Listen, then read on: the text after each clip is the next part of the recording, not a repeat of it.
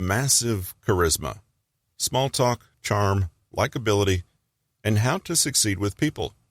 Written by Patrick King, narrated by Russell Newton. There's something about them. People with charisma are just so appealing.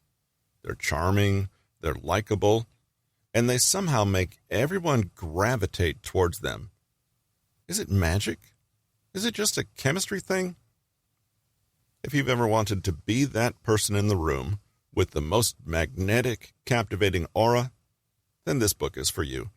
When we're in the presence of charismatic people, it can be hard to say precisely why we're so bewitched. Charisma can start to seem like something you're just born with, or not. But thankfully, this kind of allure is not some mysterious power that only a few possess. It's 100% a social skill that you can practice, even if you don't quite see yourself that way now. Charisma is really a collection of different behaviors and attitudes that radiate a certain, very attractive mindset to others. We'll divide our Charisma Crash Course into two main parts in the chapters that follow. First, you'll learn how to develop your own unique brand of charm within yourself. Then in part 2, you'll learn to carry that aura out into the world and broadcast it to those you interact with. With charisma, you're more empathetic, more engaging, and a much, much better conversationalist. You're interesting and interested. And because you're witty and emotionally intelligent, people like you and trust you.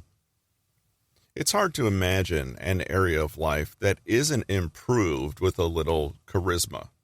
Dating, work, friendships, even chatting to strangers at a bus stop becomes an opportunity for winning people over with enchanting banter. Before we dive in, though, let's dispel one misconception.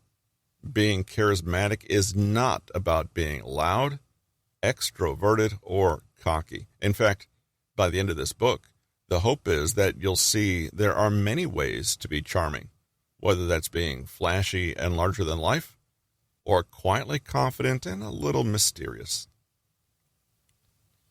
A practical definition. Conveniently for us, in 2018, researchers at the University of Toronto studied the phenomena of charisma and developed a working definition. After studying over 1,000 people, the team concluded that charisma was a mix of two things. 1, affability. 2, influence. Affability broadly means that people are pleasant to be around and easily approachable. However you define it, warmth, pleasantness, friendliness, this is the quality that makes you think, I like this person. Influence is defined as leadership potential, presence, and the ability to influence and persuade people. Not only did the team discover that it was actually possible to measure these two traits, but also that people were fairly accurate at rating themselves, i.e., when self-ratings were compared to ratings by others, they were more or less the same. They created the General Charisma Inventory, GCI, which you can basically complete yourself right now. Read the following statements and give yourself a rating from 1 to 5, with 1 for strongly disagree and 5 for strongly agree. The first 3 are about influence, while the latter 3 are about affability. I am someone who has a presence in a room, has the ability to influence people, knows how to lead a group, makes people feel comfortable, smiles at people often, can get along with anyone. To score, simply add up the ratings for each and take that value and divide it by 6. If you scored over 3.7, you can consider your charisma above average. Scored significantly lower than that? Don't worry. It's not as hard as you might think to work on these 6 criteria and boost your charm. Did you score low in influence, affability, or both? Interestingly, how charismatic you are has nothing to do with your personality type or overall intelligence. It may have something to do with whether you're male or female, though. More on that later. So let's summarize. Charisma is characterized by the ability to charm, persuade, and attract others, and it contains two broad traits: affability and the power to influence. These two broad traits can be broken down into 6 smaller characteristics, such as presence and good rapport with others. Let's take a closer look at the basic do's and don'ts of charisma. Being more influential. Think of a person you consider influential. What are they like? Maybe you picture someone like Oprah Winfrey, who built a veritable empire for herself and influenced millions of people worldwide. Or maybe you picture Mahatma Gandhi, whose nonviolent resistance created an aura of decisiveness so powerful it influenced nations. Maybe the first person to pop into your mind is an old school friend who everybody seemed to love. Whoever you think of when you hear influential, that person is probably one thing: confident. Influential people believe in themselves and communicate the things they're passionate about, so much so that other people feel passionate and confident about those things too. Think of the most famous political speeches in history and how their speakers could transmit their energy and enthusiasm to the crowd. It's not ever about arrogance or narcissism, though. Instead, it's about that person's presence. Picture someone walking into a room, head held high, smile on their face, body language open. They greet everyone in the room confidently, and when they speak, their voice is sure, crisp, and clear. Immediately, they seem to take up a certain amount of space in the room. Compare this to someone who slinks in shyly, shoulders slumped, expression of apprehension all over their face. Without making eye contact, they greet one person and then shuffle off to a corner somewhere, speaking quietly, if at all. It's obvious. This person simply takes up less room. However, taking up more space is not just about being literally larger than life. People try to cheat with this and wear outrageous, attention-grabbing clothing or speak too loudly. This will catch people's attention for a second, but is unlikely to hold it if there is no genuine confidence and gravity in your presence beyond the costume. We don't automatically think that loud, domineering people are confident or charismatic. This proves that it's about so much more than who is making the most noise, but a kind of relaxed, open poise that communicates a deeper level of confidence. Do this. Before you walk into a room or start a conversation, literally stand tall and stretch your arms high over your head. Take deep breaths. Imagine a light at the center of your chest. This light is who you are, the best of you, and what you have to offer the world. Imagine proudly and courageously shining this light out when you move around the world with open body language and a smile. Another option is to visualize. Imagine, for example, that you're a proud, regal lion, or even a king or queen. If you like, remind yourself of your achievements or of a compliment you've been given. Allow that to guide your posture and demeanor. One way to immediately get into this open, optimistic posture is to imagine that the people you're about to encounter are already your friends, and that you will be received warmly. Imagine that you're meeting old, much-loved friends who are dying to see you. Carry that unguarded expectation and optimism into any new interaction. Don't do this. If you have a core belief that certain people or situations are threatening, then this attitude will manifest in your expression, your posture, your voice. You'll transmit an attitude, no matter how subtle or unconscious, of fearfulness, reluctance, or hostility. And that will immediately destroy any chance of charisma. So whatever you do, don't enter into any interaction where you're quietly thinking, these people hate me. This attitude will make you shrivel, shrink, and fold into yourself, immediately taking up less space and losing presence in the room. In the same vein, try not to inhabit a mindset of force or desperation. This can be subtle, but if you're running a tape in your head that goes, don't let other people see how uncomfortable you are, play it cool, look confident, or else, then you're actually going to transmit that feeling of fear and not a feeling of confidence, which, remember, is characteristically calm, not frantic. What about influencing others? Well, presence is one thing, but to encourage others to think or do certain things, you need to have one important thing: energy. You have to not only believe in yourself, confidence, taking up space, but believe in what you're saying. If you can genuinely muster enthusiasm and optimism for your point of view, people will be more attracted to it. If you're non-committal, others will respond in the same lukewarm way if they pay attention at all. Do this. Find your real passion and speak fervently about it. You can't fake enthusiasm. People can tell when they're being manipulated or advertised to, but they love it when others are fired up with their own mission and are following their own North Star.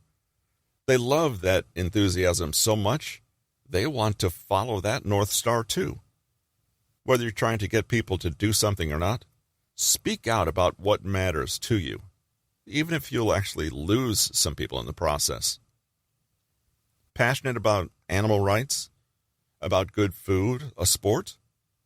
Have you always been zealous about a particular hobby, interest, or view? Then say so. At the very least, be bold and confident in stating what you like and want. Don't sit on the fence. Do you have an unusual preference or opinion? Share it proudly, without diluting your true feelings. Don't do this. I don't know. What do you think? Not very inspiring, right? Banish these words from your vocabulary. Even though you might feel that way inside, don't second guess or self-doubt out loud. Charismatic people are relaxed, confident, and sure of themselves. So if you portray anxiety, uncertainty, or doubt in the value of your ideas, you can expect others to do the same. One thing to be on guard about is regurgitating the passion and enthusiasm of other people. In other words, being inauthentic. Here's the secret. You don't have to conform. If you can genuinely express a unique, truly original perception that has not been heavily influenced by whatever everyone else thinks, you will immediately appear more interesting and distinct. Plus, this communicates confidence and intelligence, because not only are you able to think for yourself, but you're strong enough to convey that instead of going along with convention for the sake of it. Finally, make a point of not complaining, whining, or expressing dissatisfaction about yourself. It's the opposite of inspiring passion. Here's another secret. People don't really mind if others are wrong or different, so long as they are confidently, authentically so. If your unusual opinion or experience is presented respectfully and in the spirit of good conversation, it will always be better received than if you merely parroted the same old things people always do. Finally, what about leadership? If you are confident and can speak clearly about your passions, then you will automatically find yourself in the position of leading others. The good news is that there is really no such thing as a natural leader. If you have a compelling and genuine vision, and you communicate that well to others, they will be inspired to follow. Do this. Speak to people and not at them. What do they value? What do they want? How do they make sense of the world? Speak to your audience's highest selves. When you talk to them, communicate so that you center their perspective rather than your own. Make your vision so real for them that they can taste it. For example, if you're part of a committee and you're trying to get people to see the wisdom of a new plan you're proposing, you might listen to the way they speak and reflect that back to them, using their words and not your own. You might adjust how you speak to frame the plan to align with their values and principles. I know that you're a family man, and you're as concerned as I am about child safeguarding. Don't do this. Treat people as objects to be moved. Force and manipulation might work in the very short term, but ultimately fail. You may have a brilliant idea, but if you force it on others with no respect for them, they won't listen. Avoid appealing to your audience's lowest selves, the part of them that responds from fear or hate or negativity. This will not be felt as influence, but manipulation. Well, you have kids. Wouldn't you feel guilty if you let something bad happen to them? Being more affable. Many politicians are quite influential, but nobody likes them. Influence is only half of charisma. People also need to like you. Many people who struggle with socializing fail to realize the most important part of being likable, making other people feel good. It's not about getting others to think you're great. Rather, it's about making sure they feel comfortable, listened to, and respected. When people feel that they are liked in this way, then, as if by magic, they like you. Being more affable is easy once you get out of your own head. The easiest, almost too easy way to be more affable is simply to smile. Smile as often as you can. Remember that people cannot see into your inner experience. They can only see what you're broadcasting on your face. So be aware of your facial muscles and what they're communicating. Check in occasionally and consciously remind yourself to loosen your jaw, unclench your forehead muscles, and gently lift the corners of your mouth. Do this. You don't have to grin from ear to ear constantly, but encourage yourself to smile more, especially if you're someone who considers themselves a little pessimistic or grumpy. How your face moves is a part of your body language. You can practice genuine smiles by thinking of things that make you happy. It's a trick photographers use. They ask their models to imagine someone they love or remember a hilarious moment. They can't help but smile or laugh. A smile doesn't have to be enormous to have an effect. As long as it's warm and genuine, it will have an effect. Making other people feel comfortable is a big part of affability. It's easy to imagine why. Person A, good-looking, intelligent, accomplished, fascinating, and makes you feel at ease. Person B, good-looking, intelligent, accomplished, fascinating, and makes you feel like garbage. Person A has charisma. Person B is just intimidating, or even an outright bully. Putting other people at ease takes emotional intelligence and empathy, which we'll cover at length in a later chapter. A certain degree of emotional and social maturity is required. Charismatic people don't see social interactions as a chance to boast or as a battleground in which they demolish their opponents. Rather, they genuinely like other people and enjoy interacting with them. Ask yourself honestly, do you enter conversations with a genuine desire to listen to what other people say? Do you approach other people with curiosity to learn what they could teach you? The best way to put other people at ease and make them comfortable is to pay attention to them. Listen to what they're saying, not what you think they're saying, and show that you value and respect that perspective, rather than just barging in to share your own. You will win people's trust and admiration if you treat them with care. Do this. Remember details. How do you feel when people don't spell your name right or completely forget what you told them in detail just yesterday? Unheard. A dazzling and interesting person who barely acknowledges your existence is not charismatic. They're more like a self-involved diva or celebrity. Instead, make a point of listening with care to what you're told. Remember facts that people tell you and bring them up casually in later conversations. If you can do this and engage with others as though they are genuinely the most fascinating person on the planet, in that moment they are, then you will instantly boost your appeal. Don't do this? Interrupt. It's something so easy and so tempting to do, and it so quickly destroys rapport. When you interrupt, you're basically telling the other person, what I'm saying is more important than what you're saying. Obviously, this will not make them feel comfortable. Wait a few seconds after they finish speaking before you speak. Some of us tend to interrupt others for purely innocent reasons. We might get excited about what we're hearing, and without thinking, jump in to share our thoughts, perhaps even trying to finish the other person's sentence for them. It's an easy habit to fall into, but just as easy to be mindful and bite your tongue. Beware the more subtle forms of interrupting, too. If you continually change the topic, ignore what's been said, or deliberately steer the conversation to yourself over and over again, the effect is the same. Let go of any conversational agenda and let the other person take charge and steer things for a while. Finally, charismatic people get along with everybody. This is important. They don't just get along with those they like or those they're similar to, but everybody.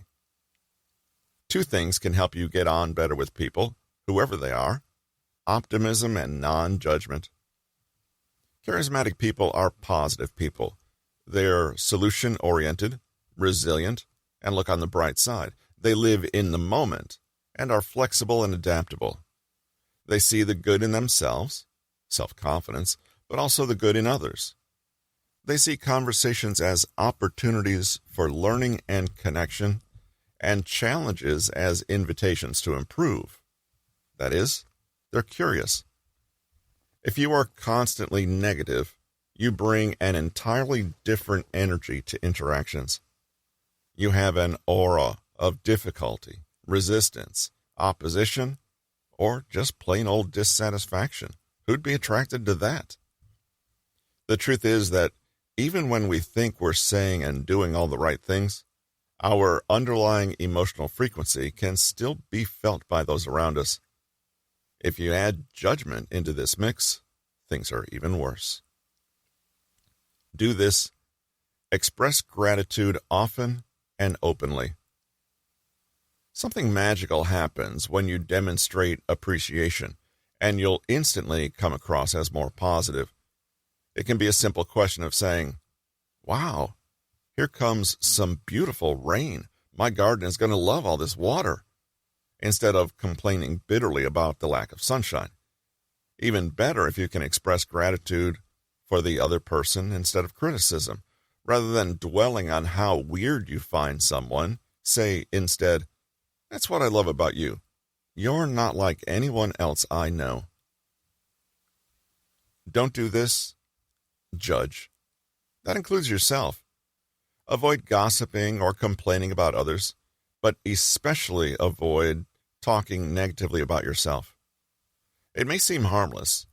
Some people even believe that a good gossip session brings people together, but it ultimately makes you look negative and insecure, and it gives others the unconscious feeling that you might apply that same attitude to everyone else, including them. Instead, say something constructive, or at the least, keep criticisms to yourself. Ask a question or shine the light on the other person. Keep it playful and open-ended. And there you have it. We have demystified charisma and pinned it down to 6 very practical, very simple skills you can try today in your very next conversation. 1. Open up your posture and take up space. Assume that people are already your friends. 2. Speak up about your passions and drop self-doubting language. 3. Address people's higher selves and their values to influence and win them over. 4. Use happy memories to encourage yourself to smile more. 5. Show people you're paying attention by remembering conversational details and never interrupt to put them at ease. 6. Express gratitude rather than criticism and judgment to appear more optimistic. As you can see, none of the above require any magical powers or special talents. With a little effort and practice, they can all be measured, learnt, and developed. Zooming in on personal charisma, Ronald E. Riggio is the Henry R. Kravis Professor of Leadership and Organizational Psychology at Claremont McKenna College in California, and he's been studying charisma for decades, particularly when it comes to leadership. For Riggio, personal charisma is basically a complicated mix of social skills that allows people to deeply affect others on an emotional level, primarily using communication. It's not just that you possess a group of nifty skills, but that all the skills come together cohesively, making a deep impact on other people emotionally. Whether on a social or emotional level, charismatic people are 1. Expressive, 2. Sensitive to other people's expression, and 3. Able to control both of these masterfully, according to the context and their own needs. Emotional awareness and social intelligence are key here, and with enough practice, you can bring both skills together into one big charming package. It's interesting to note that the things we might associate with charisma, intelligence, being right, accomplishments, social status, wealth, attractiveness, etc., are not what it's all about. Let's look at what Riggio calls the 6 foundational building blocks of charisma. Each is based on how well we send messages, expressiveness, receive them, sensitivity, or control ourselves. Take careful note how each of these 6 can be developed intentionally. Emotional expressiveness. You know who isn't charismatic? A robot. Stoic, restrained, or emotionless people may be read as cold and unengaged. Remember our definition. Charisma is about making an emotional impact on people. You don't do that with a list of rational arguments. You do that by expressing emotion yourself. Spontaneously and genuinely express how you feel. When you're animated and energetic, you seem more alive, more intelligent, and more engrossing. When you demonstrate that you can be moved, that you have an opinion, and that you're dynamic and changeable, you appear more human and more trustworthy to others. Do this. To be more expressive, use expressions. Allow your face to be animated as you talk. Imagine that all the sound is muted or that your audience is hard of hearing, and you have to mime a little. Could an audience guess your meaning from your facial expression alone? Communicate with all of your body. Use hand gestures and postures. If you're telling a funny story, inject a dramatic pause before the punchline, modulate your voice, and use big, broad gestures and facial expressions to add color and interest. Not sure how? Watch stand-up comedians with the sound off and look at how they use their bodies to express themselves. Sometimes a whole world of meaning can be communicated by a well-timed eyebrow lift or a single outlandish adjective. If this seems difficult, one easy trick to remember is just to be moved by your own story. If you're saying something funny, laugh and let your face reflect the joy you have in recounting the tale. If you're trying to communicate an astonishing anecdote, literally pause and let your face reflect that amazement. Your audience won't be able to help going along with you as they listen. Don't do this. Be boring in your speech. Instead, use colorful and inventive language. Don't rush to get to the end. Unconfident people do this because they're unconvinced they deserve much airtime. And don't downplay what you're saying. For example, oh, so I guess you could say it was kind of amazing, but anyway. Be a little unexpected and fresh. Describe things in unusual ways, or use unique turns of phrase. On a related note, steer clear of swearing, not because it's vulgar, but because it's uncreative. If you must be vulgar, at least find a novel way to do it. Emotional sensitivity. Being a sophisticated communicator is not just about sending a clear message, but receiving other people's messages too. You simply cannot connect with people emotionally if you don't even know what emotions they're experiencing. You need to be able to accurately perceive other people's emotions and respond to what you see. This is the ability to notice when you've lost someone's attention, when they're feeling uncomfortable, or when you're connecting with them. In other words, it's empathy. In a later chapter, we'll look more closely at exactly how to improve empathy skills, but for the time being, it's enough to know that empathy is nothing more than a heightened ability to truly perceive another person's reality. You only need to pay attention. Truth be told, many of us are bad at this, not because it's difficult, but because we don't actually take the time to ask ourselves what the other person is feeling. Becoming good at reading people takes time and practice. Do this? Want to know what people feel? Ask them. The question alone already communicates a willingness to empathize, and that's worth a lot. It can be very refreshing and attractive when someone says, "Can I just be really honest with you for a second?" Ask where they're at emotionally, and then genuinely listen to the answer you receive without judgment. Don't do this. Make assumptions. Yes, empathy helps you read body language, but often no single gesture or expression means anything. If you're talking to a stranger, it's difficult to find patterns in their behavior since you don't have a baseline and there's nothing to compare it to. It's easier to just read the room.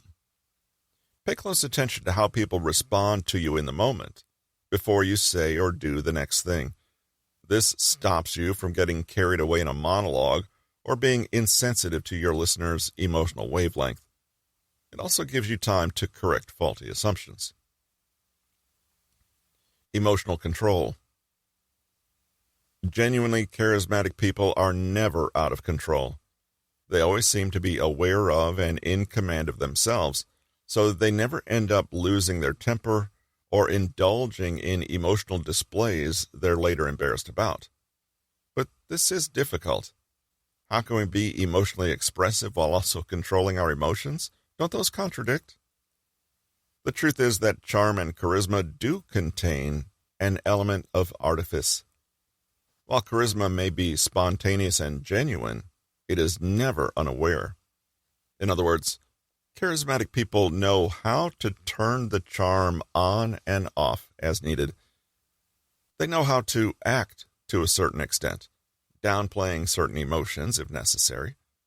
For example, they can smile and relax even when they feel nervous, and stay quiet when they know it's no use arguing. Emotional control allows people to stay ultra calm even in the face of insults or chaos. Do this. Get into the habit of slowing down to breathe. We can blurt things without thinking when we're flustered or overwhelmed, but literally, a second or two of deep breathing can center us and remind us that we're in control of how we handle ourselves. Pause before you respond so you can gather yourself. Don't do this. Get defensive, ever. If you're ever feeling in over your head, use humor. Playfully making fun of the situation or dropping in an unexpected quip can diffuse tension. Respond to rudeness, mistakes, or sudden setbacks, your own or others, with lightness.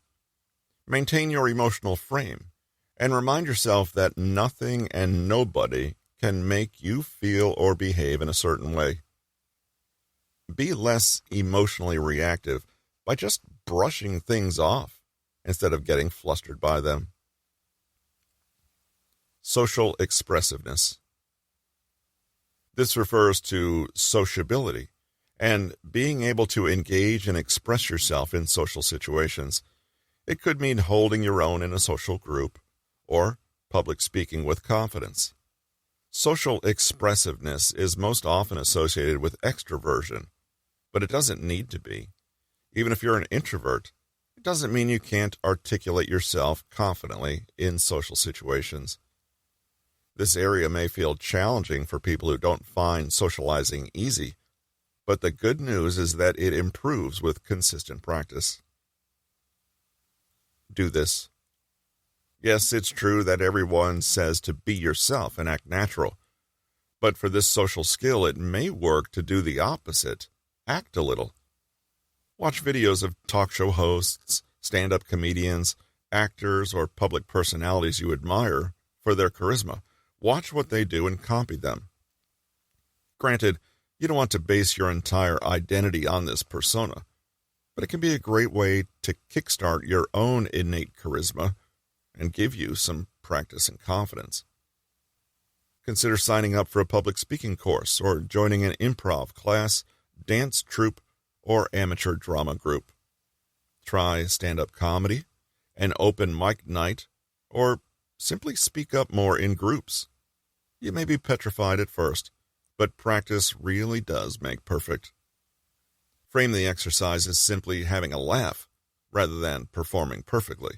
You'll lower the stakes and teach yourself not to let fear of failure get in the way.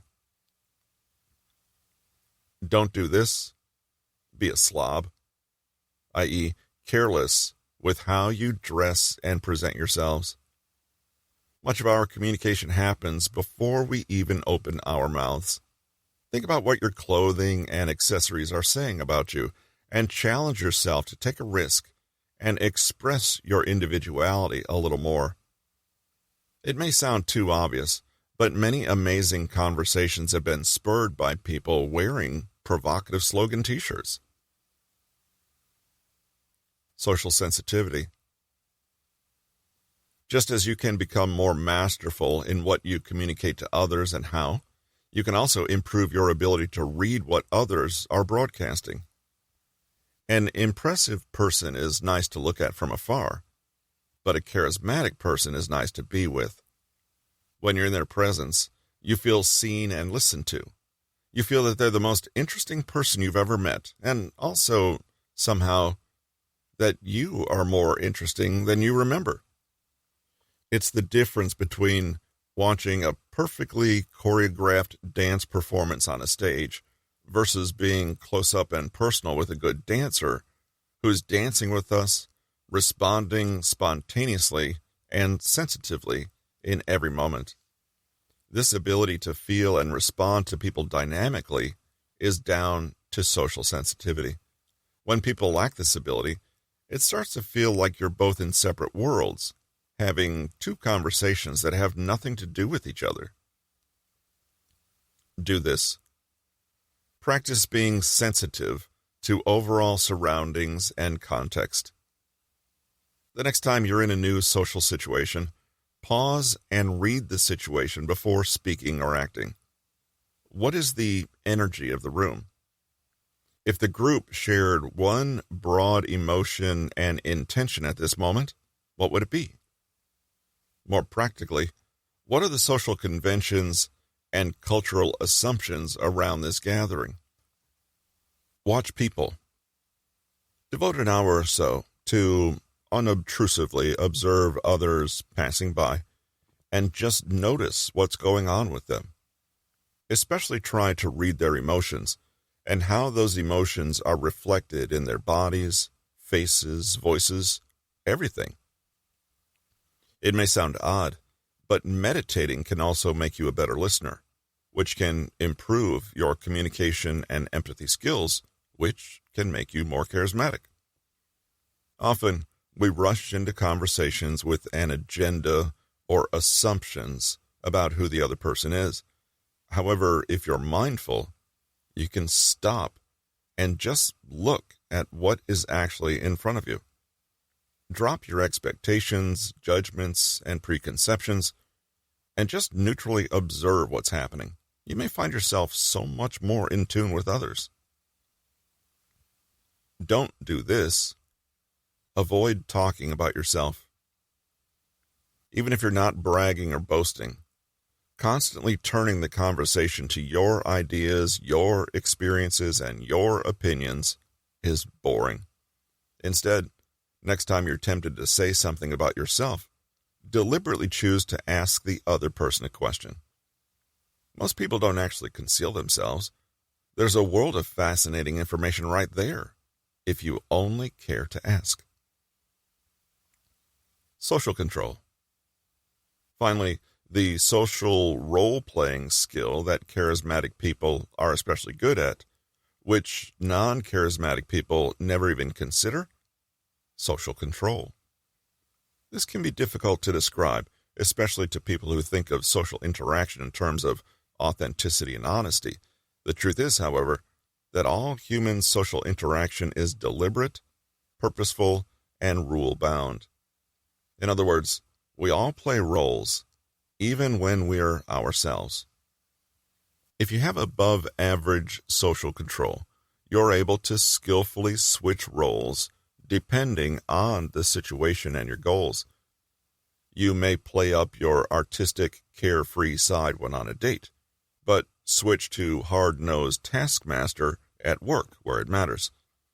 You may be very aware of how others perceive you and choose to gently present a particular version of yourself to them according to what you're trying to achieve. Now, for some people, this skill can look dishonest or manipulative, and taken too far it can be, but you only need to see someone who doesn't possess this skill to understand why it's so important. Do you know blunt people who insist on speaking their minds regardless of social context or the negative ramifications? Using a little poise, grace, and etiquette is actually an intelligent way to control social situations to your advantage. Don't confuse rudeness, roughness, or lack of social awareness with authenticity. At the same time, don't assume that wearing a mask is always disingenuous. Do this. Learn to love small talk. Many introverts loathe small talk and prefer deep, meaty topics, but this is no different from going on a first date and taking your clothes off before you said hello. Small talk is not small. It's an important, necessary part of creating trust and rapport with people so that you can build connections over time. To get good at small talk, just practice more. Chat to waiters, people in supermarket lines, or the guy on the helpline. Don't do this. Don't avoid strangers.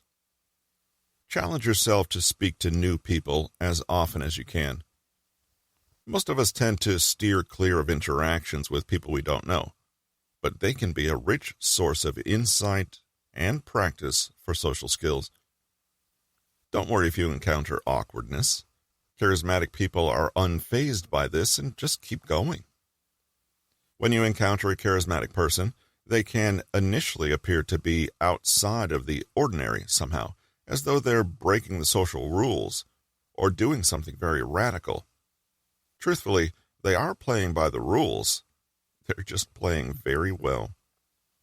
People can make the mistake of thinking that charisma and magnetism are fixed personal qualities that belong to people, like attractiveness. But really, charisma is relational.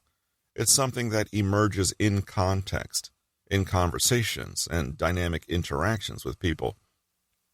That's why we cannot be more charismatic by simply working on ourselves, for example, by dressing nicer.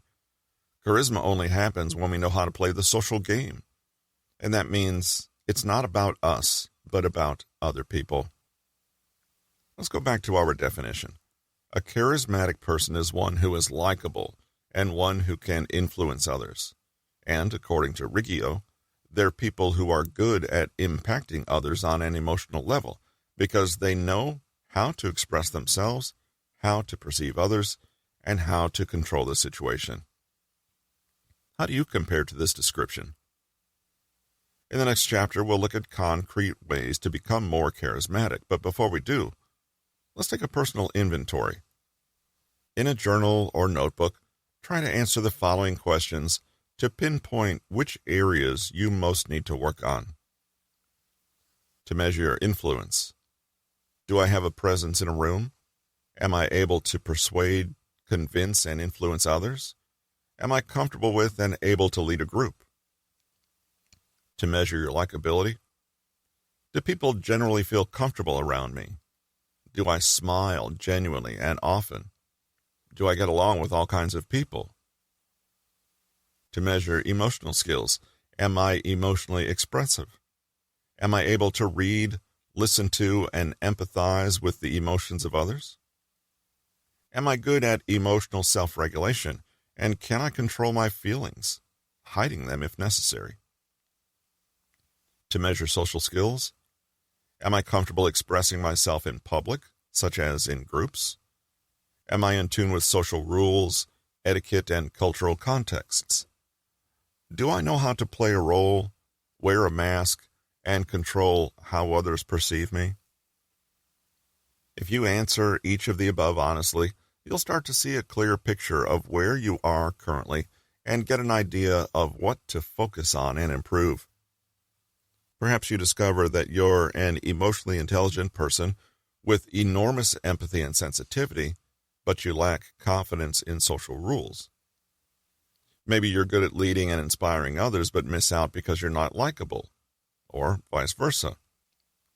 However you measure up, though, remember that anyone can be charismatic, and by understanding your own unique strengths and weaknesses in this area, you've taken a real step towards becoming the most likable and magnetic version of yourself.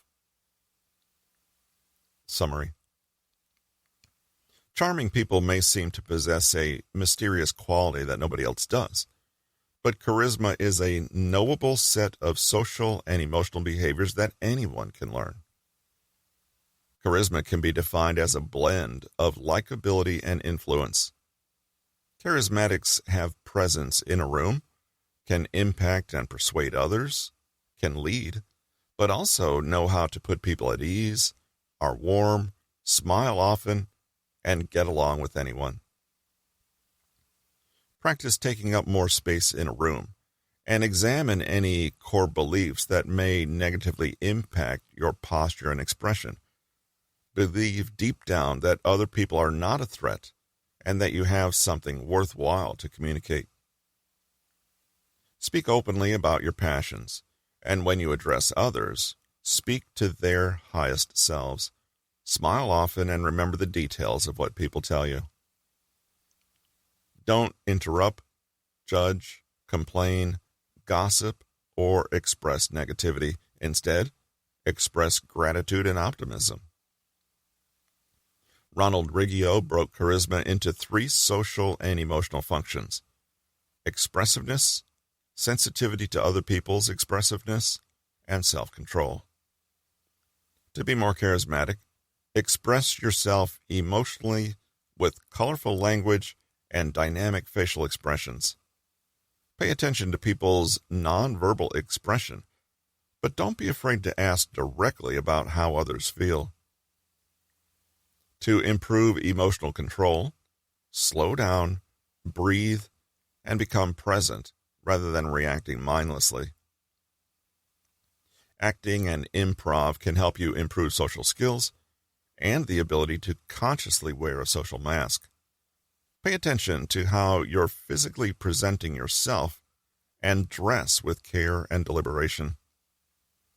Finally, learn to people watch and get into the habit of asking more questions instead of talking about yourself in conversations. This has been Massive Charisma, Small Talk, Charm, Likability, and How to Succeed with People, written by Patrick King, narrated by Russell Newton. Copyright 2023 by Patrick King. Production copyright by Patrick King.